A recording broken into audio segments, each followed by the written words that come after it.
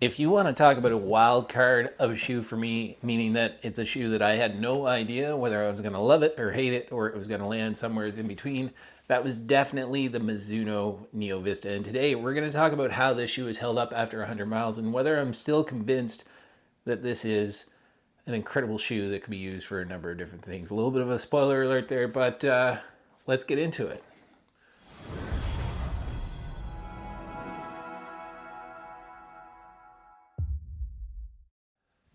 Hi everybody and welcome to today's video. My name is Matt and this is What Matters to Matt, and on today's video we are going to talk about the Mizuno Neo Vista after 100 miles. Now, to get a disclosure out of the way right off the bat, this was a shoe that Mizuno sent me for the purpose of review. However, of course, they're not going to get a chance to see this before you folks do here on YouTube. My thoughts and opinions are my own. Now, if you want to see my original review on this shoe, I will put a link up top somewheres. If you want to subscribe to my channel, if you think you're going to get value out of this video, out of some of my other videos, please consider subscribing. It's free to you and it motivates me to continue making these videos.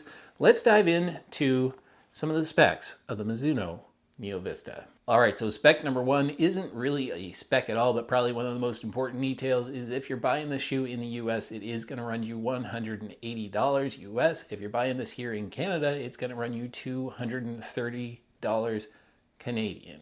In terms of the weight, we've got 9.4 ounces or 266 grams in a men's size 9, or 7.8 ounces, 221 grams in a women's size 8. Now, I do not have a men's size 9 shoe. I'm actually a men's size 13. And an interesting thing that happened when I went and weighed these shoes is one of them came out to 326 grams on the scale.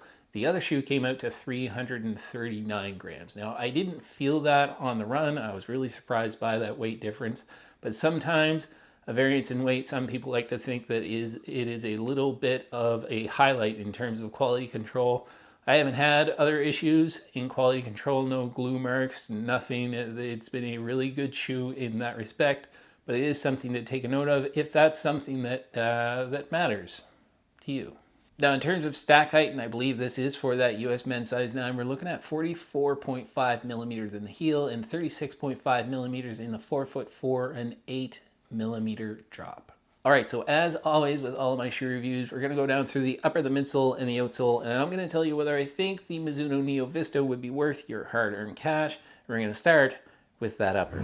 Now, if we do start by looking at that upper, one of the things that I mentioned in my initial review, and one of the things that Mizuno has convinced me can be done well, is to put a knit upper on a shoe that can do more than just be something that you can run easy miles in. It was kind of a little bit of a concern of mine because companies have tried knit uppers in the past. It either fits you really, really well or really, really poorly. And a lot of that comes down to most knit uppers don't have a whole lot of padding, and there's not a lot of padding here, and don't have a whole lot of structure, and there's not a lot of structure here. But this shoe does have pretty good lockdown, and I do feel like, for me at least, it does fit my foot really, really well. It does fit true to size. I've got about a thumb's width here at the end of the shoe, and all of that adds up to a comfortable fit that keeps me locked in on top of the platform. Is it perfect? Is it like a race upper? No, but we're going to get into my use case here after we go through the upper, the midsole, and the outsole. But overall, I would say this upper has held up really, really well, and it has done its job and served its purpose for me, and really has made it a joy to run in. It's been very, very comfortable. And when I look at in terms of the overall wear and tear with this upper, there's really no wear at all. I can't see any pick marks or anything where it was something I might expect in a knit upper. Now, this lace design, I watched a long-term review, a 100-mile review from Midlife Runner the other day, and he did indicate that he was able to put some sort of a runner's loop up here on the top of the shoe.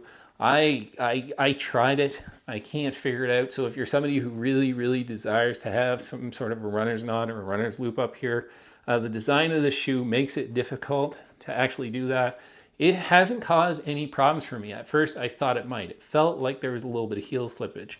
But just the way your foot, kind of your heel sits back and is locked in here, there's a little bit of a bucket back here. And if there's any structure to this upper, there's just a little tiny bit back here in the heel. It felt really comfortable, and it didn't really have any reason to lock it down. It just felt really comfortable. And the tongue at the top of that shoe, they have this nice little, what I would consider to be a very smart way to do this. They've got just a little tiny bit of rubber up here so that when you do lace up towards the top of the shoe, and if you do want to tie it down or ratchet it down just a little bit, as long as you hit that mark with the knot when you tie it, it's going to be really, really comfortable. So overall, the upper has done its job. Now, I will say that if you did want something that was a little bit more locked in, a little bit more just plant you on that platform, if you're going to be taking tight corners, if you're going to be doing anything that requires you to feel like you're in a really, really aggressive shoe, this isn't necessarily it. But I don't think that's the purpose of this shoe. So Mizuno, really, really happy with what they've done here with this upper. The midsole of the Mizuno Neo Vista, and there is a lot to talk about when it comes to this midsole. We've got Mizuno's Energy Next foam, we've got smooth speed assist, and we've got a Mizuno wave plate. Now, how does that translate into how the shoe has performed over those 100 miles? All right, so step number one is that I encourage you, even if you don't think you're gonna end up buying this shoe, and if you can find it somewhere at a running shoe store and you can find it in your size, just try it on. Walk around the store in this shoe. It's soft, it's bouncy, it's squishy. It's all the things that you notice right away that there is some fun factor injected into this shoe and into this midsole, and you feel it right off the bat. So even if it's not a shoe that you're gonna go out and buy, go try it on and just walk around in it. It is a unique experience, unique to any other shoe that I've run in. And of course that starts with the Energy Next foam here. And I find that when you're out on the run, there's a couple of different things that happen for me. First off, if I'm doing a recovery run or an easy run, you really do feel that it is soft, and it does squish quite a bit. Now, when I say recovery run, easy run, one of the things that I don't like to do in this shoe is go on a long, easy run. I feel like there's enough squish and enough softness here that if you're doing a recovery run or an easy run, for me, let's say up to 8 miles, the shoe does really, really well. If I'm keeping to those easy paces and I'm running longer than that, some of the lack of stability from all of that squish when you're doing those easy paces really does kind of kick in for me, and that's when some of my joints could potentially start to bother me, my hips, my knees, my ankles, then I'm working a little bit harder to stay stable in this shoe. Now, it's not an unstable shoe, but with the combination of just having that knit upper that's not locked in quite as good as something that might be a little bit stiffer and a little bit more locked in, and the softness of the shoe does make it just maybe a touch unstable for longer recovery or easy runs. Shorter easy recovery runs, great. Longer recovery easy runs, not so great. But where the shoe does shine for me is when you start to pick up the pace a little bit. You've got that combination of foam, and you really start to engage that wave plate that they've got running through the middle of the shoe, and you also kind of feel that smooth speed assist. Everything starts to really come together when I pick up the pace. Now, not fast. I don't have to be running fast to feel that sensation or feel that this shoe has found its place for me, but I do have to pick up the pace a little bit beyond easy pace before I get really, really excited to run in this. And what will happen with this foam is that it does feel like, instead of just being soft and squishy and really protective, is you do start to feel that bounce, you do start to feel that energy return, and that wave plate does help stabilize some of that instability that I feel when I'm running really, really easy. And that smooth speed assist really does help me roll along. And in fact, the one run where that really, really showed up for me was when I went out for, it was about a 20-kilometer run, so maybe 12, 13 miles. And I didn't really have a plan for that run, and it quickly turned into, I was feeling great. The shoe was feeling really soft, really bouncy, really fun. And it turned into a progression run where ultimately, as we got into the later miles, the later kilometers of that run, I picked up the pace to about my threshold pace. We had gone past my marathon pace, and I just started playing around in the shoe. And it was one of the best runs over the last couple of months that I've had. And it really made me realize exactly where this fit into my rotation, which was that a little bit faster, a little bit speedier runs. Maybe not an all out if I'm doing 800 meter repeats or 1K repeats, but a faster shoe that if I wanted to do a long tempo run, or if I wanted to do a long run that had a bunch of marathon pace miles in it, this shoe did really, really well with those type of runs. And it is just that foam seems to just stiffen up a little bit and give me enough energy return and just become really, really fun when I pick up the pace and put a little bit more energy into that midsole. Now, in terms of wear and tear, I think just visually, if you look at the midsole, it still is holding up really, really well. I don't know how well the camera is going to pick this up, but there is a little bit of creasing, but nothing unexpected. It's held up really well. Now, is it as bouncy as when I first got the shoe? No, but for the purpose, again, that I'm using it for, it still has a lot of energy return and is still really, really fun to run in. So the wear and tear after 100 miles on this midsole, it is held up really, really well. And I am absolutely sure that I'm going to be able to get at least a couple of hundred more miles out of the shoe before I'm not satisfied with that energy return that I'm getting out of it so far. Now, how has the outsole of the shoe held up after 100 miles? And I'm going to say surprisingly well. The Mizuno did not skimp on the rubber here. Obviously, you've got that gaping hole in the middle of the shoe where you can see that nylon plate, and they did not skimp on the rubber for the rest of the shoe. Oddly enough, for me, and this is very me specific, there is just one exposed spot up here, this little spot up here in the toe, that sits on the outside of the toe, right around the pinky, and that spot has actually worn away from me a little bit. I'm not concerned about it because there is rubber on either side of it, and there's enough rubber that that's going to hold up really, really well. But I think overall this outsole has done its job. Now, I was surprised by that because of the weight of the shoe. Mizuno was still able to include enough rubber that I think the outsole is going to last the midsole on this. So definitely 200-300 more miles in this shoe before I have to really be concerned about that outsole wearing away. When it comes to grip of this outsole, I would put sort of right smack dab in the middle. Surprisingly, we haven't had a whole lot of rain here over the last couple of months when I've been running in this shoe.